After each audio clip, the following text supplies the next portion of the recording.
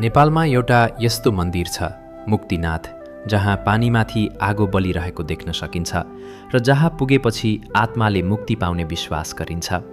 108 धाराको पवित्र पानीले यो स्थानलाई अझ रहस्यमय बनाएको छ। यो हो मुक्तिनाथ मन्दिर, मुस्ताङको करिब 3710 मिटर उचाइमा रहेको एक अद्भुत तीर्थस्थल। हिन्दू धर्ममा यसलाई भगवान विष्णुको मुक्ति क्षेत्र मानिन्छ, जहाँ पुगेपछि आत्माले शान्ति र मुक्ति पाउने विश्वास गरिन्छ।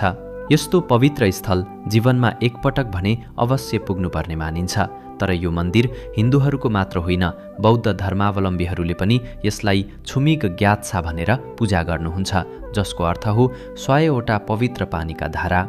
मन्दिर परिसरमा रहेका 108 धाराबाट बग्ने चिसो पानीमा भक्तजन स्नान गर्नुहुन्छ र नजिकै रहेको प्राकृतिक ज्वालालाई दिव्य शक्तिको प्रतीक मानिन्छ।